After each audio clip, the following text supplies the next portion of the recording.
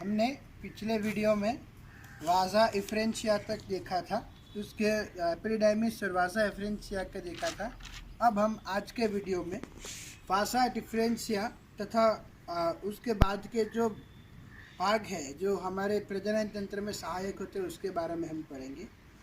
तो वाजा डिफरेंशिया जो है वो कॉडा एपिडिडाइमिस मतलब जो एपिडिडाइमिस का अंतिम छोर है वो से के रूप में सतत रहता है। उसकी लंबाई 45 सेंटीमीटर होती है एवं पहले यह थोड़ी कुंडलित होती है तथा बाद में इंग्विनल कैनाल से होकर जब उदर गुहा में प्रवेश करती है तो सीधी हो जाती है। इंग्विनल कैनाल आपको मैंने कल आरेख में दिखाया ही था कि किस तरह से इंग्विनल कैनाल होती है। वो इंग्विनल कैनाल से उदर गुहा में प्रवेश करती है तो सीधी हो जाती है, पहले वो कुंडलित होती है। वासा डिफरेंशिया शुक्राणुओं को एपिडिडाइमिस से, उसका मुख्य कार्य यह है कि वो शुक्राणुओं को एपिडिडाइमिस से यूरेथ्रा तक ले जाने का कार्य करती है और कुछ स्तरित स्तंभाकार एपिथेलियम से आस्तरित होती है। वासा डिफरेंस का शल्य चिकित्सा द्वारा हटाया जाना वासेक्टोमी कहलाता है, जो कि पुरुषों में गर्भ निरोध की एक अनुत्क्रमणीय प्रक्रिया है। वासा डिफरेंशिया का शल्य चिकित्सा द्वारा मतलब ऑपरेशन द्वारा अगर वासा डिफरेंशिया को हटाया जाता है तो उसे कहते हैं वासेक्टोमी, जो कि पुरुषों में गर्भ निरोध की एक अनुत्क्रमणीय प्रक्रिया है। तो हम उस वासा इफ्रेंशिया और वासा डिफरेंशिया में क्या मुख्य अंतर है उसके बारे में हम स्पष्ट करेंगे। तो वासा इफ्रेंशिया जो है वो रेटी टेस्टिस से निकलती है, जो कि वृषण जालक के तौर पर हमने कल पढ़ा था। वासा डिफरेंशिया जो है वो कॉडा एपिडिडाइमिस से निकलती है। संख्या में 15 से 20 हो सकती है। वासा डिफरेंशिया संख्या में 2 है। वासा इफ्रेंशिया संख्या में 15 से 20 हो सकती है तथा वासा डिफरेंशिया संख्या में 2 होती है। सूक्ष्म एवं कुंडलित होती है। मोटी स्क्रोटम में हल्की कुंडलित तथा उदर गुहा में उदर में सीधी होती है। लाइनिंग में कई सिलिएटेड कोशिकाएं पाई जाती हैं। लाइनिंग में कई कोशिकाओं में स्टीरियोसिलिया पाई जाती है। सिलिएटेड कोशिका मतलब पक्षमल कोशिकाएं पाई जाती है और इसमें स्टीरियो पक्षमल मतलब थोड़ी अलग टाइप की पक्षमल कोशिकाएं पाई जाती हैं। रेटी टेस्टिस से कैप्यूट एपिडिडाइमिस तक शुक्राणुओं को पहुंचाती है। कॉडा एपिडिडाइमिस से इजेक्युलेटरी डक्ट तक शुक्राणुओं को पहुंचाती है। मतलब एक जो है वो शुक्राणुओं को एपिडिडाइमिस में प्रवेश करवाती है, जो कि वासा इफ्रेंशिया का कार्य है। वासा डिफरेंशिया शुक्राणुओं को कॉडा एपिडिडाइमिस से इजेक्युलेटरी डक्ट में मतलब स्खलन नलिका में ले जाती है, मतलब एपिडिडाइमिस से बाहर ले जाती है। बाहर ले जाने का कार्य कौन करती है? डिफरेंशिया। और अंदर लाने का कार्य कौन करती है? रेटी टेस्टिस या वासा इफ्रेंशिया। स्खलन नलिका ये छोटी 2 सेंटीमीटर सीधी पेशीय नलिका है जो वासा डिफरेंस एवं सेमाइनल वेसिकल की नलिका के जुड़ने से बनती है। ये कैसे बनती है? ये छोटी 2 सेंटीमीटर सीधी पेशीय नलिका है जो वासा डिफरेंस एवं सेमाइनल वेसिकल की नलिका के जुड़ने से बनती है, जहाँ पर कि शुक्राणु सेमाइनल वेसिकल के स्त्राव से मिलकर इजेक्युलेट स्खलनीय द्रव्य बनाते हैं। फिर से एक बार ध्यान दीजिए, ये छोटी 2 सेंटीमीटर सीधी पेशीय नलिका है जो वासा डिफरेंस एवं सेमिनल वेसिकल की नलिका के जुड़ने से बनती है, किस किस से बनेगी? वासा डिफरेंस और सेमाइनल वेसिकल की नलिका से जुड़ने से बनती है, जहाँ पर कि शुक्राणु सेमाइनल वेसिकल के स्राव से मिलकर इजैक्यूलेट बनाते हैं। दोनों इजैक्यूलेटरी डक्ट प्रोस्टेट ग्लैंड के अंदर, प्रोस्टेट ग्लैंड मतलब पौरुष ग्रंथि या पौरुष ग्रंथि इसे कहते हैं, जो कि प्रोस्टेट ग्लैंड के अंदर यूरेथ्रा से जुड़ती है। यूरेथ्रा यह एक मूत्रवाहिनी है जो मूत्राशय से निकलती है। मैंने आपको आकृति में दिखाया ही था। यूरेथ्रा प्रोस्टेट ग्रंथि, यूरिनोजेनाइटल डायफ्राम तथा शिश्न से गुजरती है एवं एक स्थान पर इजैक्यूलेटरी नलिकाओं से जुड़ी होती है। यह मूत्र के साथ साथ स्पर्मेटोजोआ एवं सेमाइनल वेसिकल के स्राव को ले जाने का कार्य करती है।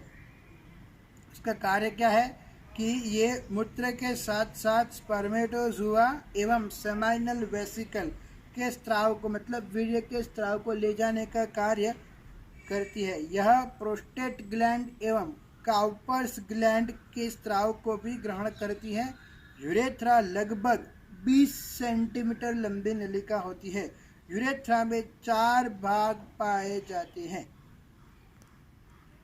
कि हमने पिछले वीडियो में बोला था कि यूरेथ्रा में 4 भाग पाए जाते हैं, तो वो 4 भाग है। यूरिनरी यूरेथ्रा पहला भाग है उसमें, जो कि केवल मूत्र वहन के लिए मूत्र वहन मतलब ले जाने का कार्य करता है। उसकी कोई प्रजनन में कोई भूमिका नहीं होती। प्रोस्टेटिक यूरेथ्रा यह छोटा समीपस्थ भाग होता है जो प्रोस्टेट ग्लैंड के द्वारा घिरा हुआ होता है, मतलब पौरुष ग्रंथि द्वारा घिरा हुआ होता है। मेम्ब्रेनस यूरेथ्रा यह छोटा मध्य भाग होता है जिसमें कोई आवरण नहीं होता। यह यूरेथ्रा का सबसे छोटा भाग होता है। पेनाइल यूरेथ्रा, ये रहा spongy penile urethra. Penile urethra यह लंबा दूरस्थ भाग होता है जो शिश्न में पाया जाता है। यह स्पंजी यूरेथ्रा के नाम से भी जाना जाता है। पेनाइल भाग को स्पंजियोस यूरेथ्रा भी कहते हैं क्योंकि यह कॉर्पस स्पॉन्जियोसम के अंदर स्थित होता है। कॉर्पस एक पटल का नाम है, स्पॉन्जियोसम जिसमें स्पंज जैसी कोशिकाएं निहित होती है, इसीलिए उसे कॉर्पस स्पॉन्जियोसम कहता है। और कहते हैं इसे स्पंजियोस यूरेथ्रा भी इसलिए कहते हैं क्योंकि ये स्पंजियोसम, कॉर्पस स्पॉन्जियोसम के अंदर रहता है। अब है शिश्न। शिश्न एक ऊर्ध्वशील मैथुनांग या इरेक्टाइल कॉप्युलेटरी ऑर्गन है। यह एक लंबे शाफ्ट का बना होता है। शाफ्ट मतलब उत्तक पेशी, एक जैसे कुछ अंग का अंग शाफ्ट जैसा होता है जो फैलकर एक फूला हुआ शिखर बनाता है जिसे शिश्नमुंड ग्लांस पेनिस कहते हैं। ये रहा शिश्नमुंड, यहाँ पर शिश्नमुंड कहते हैं, जो कि त्वचा के बने हुए ढीले सिकुड़ने योग्य रिट्रैक्टेबल, सिकुड़ने योग्य का इंग्लिश है रिट्रैक्टेबल, आवरण द्वारा घिरा होता है जिसे प्रीपियूस या शिश्नाग्र छद ये कहते। ये रहा बाहर का जो एक स्तरीय आवरण है, यह शिश्नाग्र छद, नीचे शिश्नाग्र छद से ढका हुआ होता है। शिश्न में त्वचा के नीचे दृढ़ होने योग्य 3 स्तंभ, शिश्न में त्वचा के नीचे दृढ़ होने योग्य 3 स्तंभाकार कोशिकाएं होती है। स्तंभाकार ऊतक पाए जाते हैं जिनमें 2 बेलनाकार पृष्ठीय, ये देखिए बेलन जैसी है लेकिन पृष्ठीय पीछे से भाग से निकल रही है, तो उसे कहेंगे हम कॉर्पोरा कैवर्नोसा। पीछे से भाग से निकल रही है तो यह है कॉर्पोरा कैवर्नोसा। और जब ये बीच के भाग से निकलती है, मध्यस्थ भाग में से निकलती है, अधर ये रहा, ये हमने दिखाया है कॉर्पोरा स्पॉन्जियोसम, ये रहा, ये भाग जो है ये कॉर्पोरा स्पॉन्जियोसम कहलाता है। कॉर्पोरा कैवर्नोसा एवं यूरेथ्रा, कॉर्पोरा कैवर्नोसा और यूरेथ्रा दोनों मिलकर क्या बनाएंगे? कॉर्पोरा कैवर्नोसा एवं यूरेथ्रा सघन संयोजी ऊतक के बने घिरे आवरण से बने आवरण द्वारा घिरे होते हैं। ये दोनों बहुत घेरे दोनों से बने हुए आवरण द्वारा घिरे होते हैं, जिसे ट्यूनिका अल्ब्यूजिनिया कहते हैं। मूत्र एवं वीर्य दोनों ही शिश्न द्वारा शरीर से बाहर ले जाए जाते हैं। स्पंजी यूरेथ्रा कॉर्पस स्पॉन्जियोसम में पाई जाती है। ग्लांस पेनिस के किनारे को कोरोना के नाम से भी जाना जाता है। ये रहा कोरोना। कोरोना मतलब एक मुकुट की तरह, क्राउन या ताज की तरह होता है, जिसे कहाँ पाया जाता है? स्पंजी, जो कि ग्लांस पेनिस के किनारे पर पाया जाता है, जिसे कोरोना भी कहते हैं। ओपोसम, बैंडिकूट आदि में द्विशाखित शिश्न बाई डबल ब्रांच्ड शिश्न पाया जाता है।